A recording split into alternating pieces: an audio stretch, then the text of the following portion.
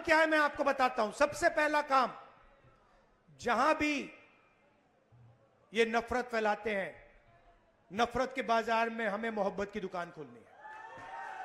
आपने देखा भाइयों और बहनों, अयोध्या की सीट हार गए, राम मंदिर बनाया,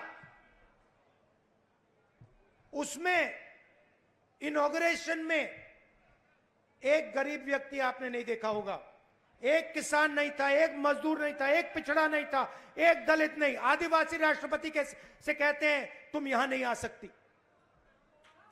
और आपने वहां पे देखा अदानी जी खड़े थे, अंबानी जी खड़े थे, देश के अरबपति खड़े थे, पूरा बॉलीवुड खड़ा था, क्रिकेट की टीमें खड़ी थी, मगर एक गरीब व्यक्ति नहीं खड़ा। तो जवाब अयोध्या की जनता ने भी दिया है। और सिर्फ अयोध्या में नहीं भाइयों और बहनों, सिर्फ अयोध्या में नहीं, वाराणसी में जान बचा के निकले हैं प्रधानमंत्री। और मैं आपको कहता हूं और बहन से कह रहा हूं, अगर ये लड़ जाती वाराणसी में, अगर ये लड़ गई होती, तो आज हिंदुस्तान के प्रधानमंत्री 2-3 लाख वोटों से वाराणसी का चुनाव हार जाते।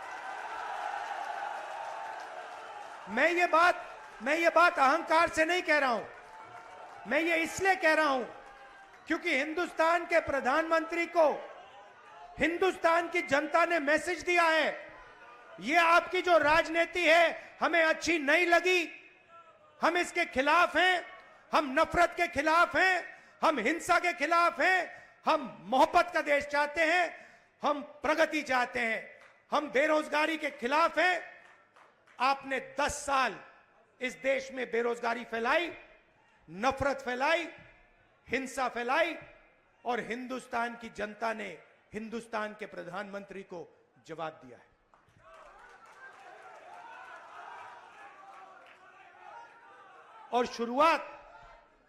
और शुरुआत आपके दिल में हुई थी।